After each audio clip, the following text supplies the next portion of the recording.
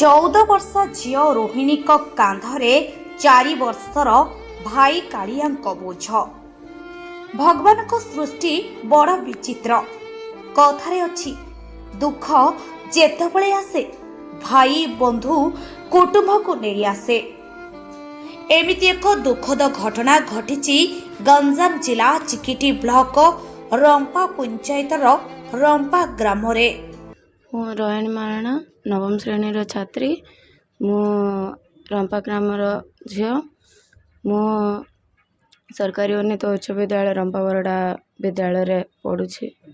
କ'ଣ ତମର ଅସୁବିଧା ହେଇଛି? 2 ବର୍ଷ ତଳେ ମା କାଳ ହେଇଯାଇଥିଲେ।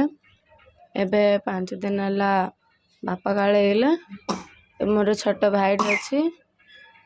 ଏବେ ଜୀବନ କେମିତି ଗଢ଼ିବି ଜଣା ନାହିଁ। ଛୋଟ ଭାଇର ଜୀବନ ଗଢ଼ିବାର ଅଛି, ମୋ ଜୀବନ ମଧ୍ୟ ଗଢ଼ିବାର ଅଛି। ଆଗକୁ କେମିତି ଗଢ଼ିବି ଜଣା ନାହିଁ। ତମେ ଏବେ କାହା ପାଖରେ ଅଛ?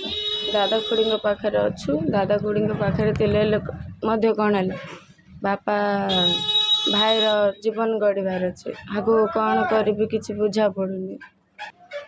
ବାପାଙ୍କ ନାଁ ରାଜେନ୍ଦ୍ର କୁମାର ମହାରଣା, ମାଙ୍କ ନାମ ଗୌରୀ ମହାରଣା। ବାପା ଜାନୁଆରୀ 12 ତାରିଖରେ ଏଇ ବର୍ଷରେ ଆକ୍ସିଡେଣ୍ଟ ହେଇଯାଇଥିଲା। ଆଉ ଏବେ 5 ଦିନ ତଳେ କାଳ ହେଇଗଲେ। 22 ତାରିଖରେ ଗ୍ରାମ ସେବକ ଆସି 3000 ଟଙ୍କା ଦେଇ ଯାଇଛନ୍ତି। ଗୋଟେ ହ୍ୟାଣ୍ଡିକ୍ୟାପ୍ଟ। ଆଉ ଆଜି ପର୍ଯ୍ୟନ୍ତ ସରକାର ଦ୍ୱାରା ଭତ୍ତା କିଛି ପାଇନାହିଁ। ମୁଁ ସରକାରଙ୍କୁ ଅନୁରୋଧ କରିଛି ଯେ ମୋ ବାପା ମା ଚାଲି ଯାଇଛନ୍ତି, ସେ କିଛି ସରକାର ଯୋଗାଇ ଦିଅନ୍ତୁ। ମୁଁ ବିଦୁର ମହାରଣା ରମ୍ପାର। ଏ ଯେଉଁ ମୋ ଭାଇ ଥିଲେ ଯେଉଁ କାଳ ହେଇଯାଇଛନ୍ତି ଏବେ। ରାଜେନ୍ଦ୍ର ମହାରଣା କାଳ ହେଇଯାଇଛନ୍ତି 5 ଦିନ ପୂର୍ବରୁ କାଳ ହେଇଯାଇଛନ୍ତି। ତାଙ୍କ ସ୍ତ୍ରୀ 2 ବର୍ଷ ତଳେ କାଳ ହେଇଯାଇଥିଲେ। 2ଟା ଛୁଆ ଅଛନ୍ତି। ଝିଅ 9th କ୍ଲାସ୍ ପାଠ ପଢ଼ୁଛି, ସାନ ଛୁଆଟା। ଏଇଟା ହେଉଛି 4.5 ବର୍ଷ, ଅଙ୍ଗନବାଡ଼ି ସ୍କୁଲ ଯାଉଛି। ସେମାନଙ୍କର ପାଠପଢ଼ା ସାହାଯ୍ୟ ଟିକେ ସରକାର ତରଫରୁ ଥିଲେ ଭଲ ଥାନ୍ତା। ସାହାଯ୍ୟ ଟିକେ ଝିଅ ହ୍ୟାଣ୍ଡିକ୍ୟାପ୍ଟ, ତାଙ୍କର ଭତ୍ତା ମଧ୍ୟ ମିଳିଥିଲେ ଭଲ ଥାନ୍ତା। ଆଉ ଏଇ 4 ହାତ ଜାଗାରେ ଆମେ 4 ସମ୍ପତ୍ତି ଭାଇମାନେ ରହୁଛୁ। ଆଉ ସରକାର ତରଫରୁ କିଛି ବ୍ୟବସ୍ଥା ହେଇଥିଲେ ଠିକ୍ ହେଇଥାନ୍ତା। ଆମକୁ ଇନ୍ଦିରାବାସଟି ଯୋଗାଇଥିଲେ। ଏ ଛୁଆ 2ଟା ରହିବେ, ଆମେ ସମସ୍ତେ ରହିବେ। 4 ଜଣ ଅଛୁ। 4 ଜଣ ତରଫରୁ 4 ଜଣକୁ ଇନ୍ଦିରାବାସ ଯୋଗାଇ ଦିଅନ୍ତୁ ସାର୍। ରୋହିଣୀ ମହାରଣା, ଭାଇଙ୍କ ନାମ କାହ୍ନା ମହାରଣା। 14 ବର୍ଷ ବୟସ୍କ ରୋହିଣୀ ନବମ ଶ୍ରେଣୀରେ ରମ୍ପା ବରଦା UGHSରେ ପଢ଼ୁଥିବା ବେଳେ ମାତ୍ର 5 ବର୍ଷର ଭାଇ କାଳିଆ ଅଙ୍ଗନବାଡ଼ି ଯାଉଛି। କିନ୍ତୁ ବିଧିର ବିଧାନ କିଛି ଅଲଗା ଥିଲା। ଏତିକି ବେଳେ ରୋହିଣୀଙ୍କ ବାପା ରାଜେନ୍ଦ୍ରଙ୍କ ମୃତ୍ୟୁ ଘଟିଲା। ଏହାର ଠିକ୍ 2 ବର୍ଷ ପୂର୍ବରୁ ମା ଗୌରୀ ମହାରଣା କିଡନୀ ରୋଗରେ ପୀଡ଼ିତ ହୋଇ ମୃତ୍ୟୁବରଣ କରିଥିଲେ। ତେବେ ବିଗତ 5 ବର୍ଷ ମଧ୍ୟରେ ରୋହିଣୀଙ୍କ ପରିବାରର 5 ଜଣ ସଦସ୍ୟ ଜଣକ ପରେ ଜଣେ ସତେ ଯେମିତି ହାତ ଧରାଧରି ହୋଇ ଆରପାରିକୁ ଚାଲିଗଲା ପରେ ରୋହିଣୀ ଏବେ ବଡ଼ ବାପା ଦାଦା ଖୁଡ଼ିଙ୍କ ପାଖରେ ରହୁଛନ୍ତି ସତ, ହେଲେ ଦୁଃଖର ବାଦଲ ଖଣ୍ଡଗୁଡ଼ିକ ଏବେ ତାଙ୍କ ଉପରେ ଛିଣ୍ଡି ପଡ଼ିଛି। ଆଜ୍ଞା, ମୋ ନାଁ ଶରତ ଚନ୍ଦ୍ର ମହାରଣା, ଗ୍ରାମ ରମ୍ପା, ଚିକିଟି ବ୍ଲକ। ଆଉ ଏ ଯେଉଁ ରୋହିଣୀ ମହାରଣା, ରାଜେଶ ମହାରଣାର ଝିଅ, ତାଙ୍କର ପରିସ୍ଥିତି ବହୁତ ଖରାପ। ଗୋଟେ ପିଲା, ଛୋଟ ପୁଅଟି ଝିଅଟି ସାଥିରେ ସେ ମରିଗଲେ। ତାଙ୍କର ମା 2 ବର୍ଷ ଆଗରୁ ମରିଯାଇଥିଲେ। ଗରିବ ପରିବାର, ଅତ୍ୟନ୍ତ ଗରିବ ପରିବାର। ତାଙ୍କର ଘର ମଧ୍ୟ 4 ହାତ ଘରରେ 4 ଭାଇ ରହୁଛନ୍ତି। ସେଇଟା ମଧ୍ୟ ଅସୁବିଧା, ତାଙ୍କ ଘର ଖଣ୍ଡେ ନାହିଁ। ଆବାସ ଯୋଜନା ମିଳିନି। ଝିଅଟି ହ୍ୟାଣ୍ଡିକ୍ୟାପ୍ଟ ହେଇଛି, 2ଟା ଆଙ୍ଗୁଠି କଟିଯାଇଛି। ତାକୁ ହ୍ୟାଣ୍ଡିକ୍ୟାପ୍ଟ ଭତ୍ତା କିଛି ମିଳୁନି। ଆଉ ପାଠ ପଢ଼ିବା ଯେ ବଞ୍ଚିବାର ବଡ଼ ଅସୁବିଧା। ବହୁତ ପବନରେ ଦୀପ ଜଳିଲା ଭଳି ତାଙ୍କର ଜୀବନ ହେଇଛି। ଏଣୁକରି ସରକାରଙ୍କ ତରଫରୁ ସାହାଯ୍ୟ ମିଳିଲେ ପାଠପଢ଼ା ତାଙ୍କୁ ଯେଉଁ ସୁବିଧା ଯୋଗାଇ ଦିଆଯିବ ଭଲ ହୁଅନ୍ତା। ଆଉ ତା ଛଡ଼ା 4 ଜଣକୁ 4ଟା ଘରର ବ୍ୟବସ୍ଥା କଲେ ଭଲ ହୁଅନ୍ତା। ଆମେ ଗାଁ ସାଇଡ଼୍ ଲୋକ ଦେଖୁଛୁ ଆମେ ତାଙ୍କର ଅବସ୍ଥା ଯେଉଁ ଅବସ୍ଥାରେ ସେ ରାଜେଶ ମହାରଣା ମୃତ୍ୟୁବରଣ କଲେ ବହୁତ କଷ୍ଟ ପରିସ୍ଥିତିରେ ସବୁ ଚାନ୍ଦା ଭେଦା କରି ତାକୁ ଦାହ କଲୁ। ଏମିତିରେ ହରିଶ୍ଚନ୍ଦ୍ର ଯୋଜନାରେ 3,000 ଆଜିକା ପେମେଣ୍ଟ ମିଳିଲା।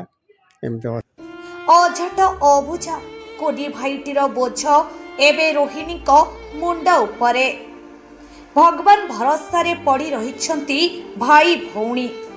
ରୋହିଣୀଙ୍କ ପାଇଁ ଏବେ ଦୁନିଆ ଅନ୍ଧକାର। ପ୍ରତିବର୍ଷ ପରିବାର କେହି ନା କେହି ସଦସ୍ୟଙ୍କ ମୃତ୍ୟୁ ହିଁ ଇଙ୍ଗିତ କରୁଛି ସତେ ଯେମିତି ବିପଦର ବନ୍ୟା ପରିବାର ଆଡ଼କୁ ମାଡ଼ି ଆସିଛି। କଥାରେ ଅଛି ବାପ ଥିଲା ସନ୍ତାନ ସଭାରେ ହାରେନି କି କେବେ ତାକୁ ଅଭାବ ପଡ଼େନି। ମୂଲ ଲାଗୁ ପଛକେ ସନ୍ତାନର ସମସ୍ତ ଅଭାବକୁ ପୂରଣ କରିଥାଏ ବାପା। ହେଲେ ଆଜି ବାପା ମାଙ୍କ ମୃତ୍ୟୁ ପରେ ବେସାହାରା ହୋଇଯାଇଥିବା ରୋହିଣୀର ସମସ୍ତ ଅଭାବକୁ ଏବେ ପୂରଣ କରିବ କିଏ, ତାହା ସାଧାରଣରେ ପ୍ରଶ୍ନବାଚୀ। ପୁଣି ରୋହିଣୀ ସ୍କୁଲରେ ଭଲ ପାଠ ପଢୁଥିବା ବେଳେ ବିଦ୍ୟାଳୟରେ ଅନୁଷ୍ଠିତ ହୋଇଥିବା ବିଭିନ୍ନ ପ୍ରତିଯୋଗିତାରେ କୃତିତ୍ୱ ହାସଲ କରିଛନ୍ତି। ଆଗକୁ ରୋହିଣୀ ଓ ତାଙ୍କ କୁନି ଭାଇଟି ପାଠ କେମିତି ପଢ଼ିବେ, ଆଗକୁ କେମିତି ବଢ଼ିବେ ତାକୁ ନେଇ ଚିନ୍ତାରେ ରୋହିଣୀ। ପୁଣି ରୋହିଣୀଙ୍କ ଛୋଟ ବେଳ ହିଁ 2 ଗୋଟି ଆଙ୍ଗୁଠି କଟିଯାଇ ସେ ଦିବ୍ୟାଙ୍ଗ ହୋଇଯାଇଥିଲେ ମଧ୍ୟ ଏପର୍ଯ୍ୟନ୍ତ ସେ କୌଣସି ସରକାରୀ ସହାୟତା ପାଇବାରୁ ବଞ୍ଚିତ ଅଛନ୍ତି। ପୁଣି 4 ହାତ ଘର ମଧ୍ୟରେ କଷ୍ଟରେ ରହୁଛନ୍ତି ରାଜେନ୍ଦ୍ରଙ୍କ 4 ଭାଇ ତଥା 4 ପରିବାର। ଏମାନଙ୍କ ଆର୍ଥିକ ସମସ୍ୟା ଅତି ଉତ୍କଟ ହୋଇଥିଲେ ମଧ୍ୟ ଏମାନଙ୍କ ନିକଟରେ ପହଞ୍ଚି ପାରିନାହିଁ ସରକାରଙ୍କର ଆବାସ ଯୋଜନା। ତେବେ ସାହି ପଡ଼ିଶାଙ୍କ କହିବା କଥା ହେଉଛି ଯଥାଶୀଘ୍ର ରୋହିଣୀକୁ ଦିବ୍ୟାଙ୍ଗ ଭତ୍ତା ପ୍ରଦାନ କରାଯିବା ସହ ଉଭୟ ଭାଇ ଭଉଣୀଙ୍କ ପାଠପଢ଼ା ଦାୟିତ୍ୱ ସରକାର ଗ୍ରହଣ କରନ୍ତୁ ଏବଂ ଏଭଳି ଆର୍ଥିକ ସଙ୍କଟ ଦେଇ ଗତି କରୁଥିବା ଗରିବ ପରିବାରଙ୍କୁ ଥଇଥାନ କରିବା ନିମନ୍ତେ ସରକାର ଯୁଦ୍ଧକାଳୀନ ଭିତ୍ତିରେ ଆବାସ ଖଣ୍ଡିଏ ଲେଖାଏଁ ଯୋଗାଇ ଦେଲେ ଅନ୍ତତଃ ପକ୍ଷେ ସେମାନେ ଶାନ୍ତିରେ ରହିବା ସହିତ ମୁଣ୍ଡ ବୁଝିବାକୁ ସ୍ଥାନ ଟିକିଏ ପାଇପାରିଥାନ୍ତେ। ଆଜ୍ଞା ମୋ ନମସ୍କାର। ମୋର ନାଁ ହେଉଛି ଲାବଣ୍ୟ ରେଡ୍ଡି। ମୋର ଗାଁ ହେଉଛି ରମ୍ପା, ମୋର ପଞ୍ଚାୟତ ରମ୍ପା, ମୋର ହେଉଛି ଚିକିଟି ନିର୍ବାଚନ ମଣ୍ଡଳ। ଆଜ୍ଞା ତାଙ୍କର ରୋହିଣୀର ଅଜା ମରିଗଲା, ତାପରେ ତାର ଆଈ ମରିଗଲା, ତାପରେ ତାର ମା ବି ମରିଗଲା, ତାପରେ ତାର ବାପା ବି ଏବେ ମରିଗଲା। ତାଙ୍କୁ କିଏ କିଛି ନାହିଁ। ଏବେ 25 ବର୍ଷ କାଳ ହେଲା ତାଙ୍କର 4 ଜଣ ଭାଇ, 4 ଜଣ ଦାଦା, ତାଙ୍କୁ କିଛି ଗୋଟେ ଘରେଲେ ମଧ୍ୟ ନାହିଁ। ଗରିବ ପରିସ୍ଥିତି, ଗୋଟେ ଘରେ 4 ଜଣ ବଞ୍ଚୁଛନ୍ତି। 4 ଜଣ 3 ଜଣ ମାଉସୀ ଆସୁଛନ୍ତି, ଆଉ ସାନର ବାହାଘର ହେଇନି। ହେଲେ ମଧ୍ୟ ଏବେ ରାଜୁ ବେଲିକିରି ସେକେଣ୍ଡ ପର୍ସନ୍ ମରିଗଲା। ଏବେ ରୋହିଣୀ ବେଲିକିରି ତାର ମା ବାପା କିଏ ନାହାନ୍ତି। ଏବେ ସେ ରୋହିଣୀ ହେଉଛି ହ୍ୟାଣ୍ଡିକ୍ୟାପ୍ଟର, ତାକୁ ଭତ୍ତା କିଛି ମିଳିନି ଏତେ ପର୍ଯ୍ୟନ୍ତ। ତାର ଭାଇ ହେଉଛି 4 ବର୍ଷ 4.5 ବର୍ଷ ହେଉଛି, ଏତେ ପର୍ଯ୍ୟନ୍ତ ସାହାଯ୍ୟ କିଛି ମିଳିନି ଗଭର୍ଣ୍ଣମେଣ୍ଟ ତରଫରୁ କି କିଛି କାହା ସାଥିରେ କିଛି ସାହାଯ୍ୟ ମିଳିନି। ଆଜ୍ଞା ତାଙ୍କର 4 ଭାଇର 4 ହାତ ଘର, ତାଙ୍କୁ କିଛି ନାହିଁ, ଜମି ବାଡ଼ି କିଛି ନାହିଁ, କଷ୍ଟ ପଡ଼ିକରି ବଞ୍ଚୁଛନ୍ତି। ତାର ଅଜାହାର କିଛି ନାହିଁ, କାହାର ବାପାର କିଛି ନାହିଁ ସମ୍ପତ୍ତି। ଏତେ ବର୍ଷ କାଳ ହେଲା କିଛି ତାଙ୍କୁ କିଛି ସାହାଯ୍ୟ ନାହିଁ, ରେକ ଘରରେ ଅଛନ୍ତି। ଏମିତି ଚାଲିଛନ୍ତି ତାଙ୍କର ପରିବାର। ଦୟା କରିକିରି ଗଭର୍ଣ୍ଣମେଣ୍ଟ ଥ୍ରୁରେ ଯାହା କିଛି 4 ଭାଇକୁ 4ଟା ଘର ଦେଲେ ଭଲ ହେଇଥାନ୍ତା। ଆଜ୍ଞା ଆଉ ଗୋଟେ କଥା, ସେ 2 ଝିଅର ଆଉ ତାର ଭାଇର 2 ଜଣଙ୍କର ପାଠ ପଢ଼ା କେମିତି ହେବ କ'ଣ ହେବ ତାଙ୍କ ବାଧ୍ୟ କିଛି ନାହିଁ। ତାଙ୍କ ଦାଦାର ଗଲେ ତାକୁ ସାହାଯ୍ୟ କରିପାରୁନି, ସେମିତି ପରିସ୍ଥିତିରେ ଅଛନ୍ତି। ଦୟା କରିକି ତୁ ଗଭର୍ଣ୍ଣମେଣ୍ଟ ଥ୍ରୁରେ ଯାହା କିଛି ଦେଲେ ଭଗବାନ ଆଶୀର୍ବାଦ ହେବ।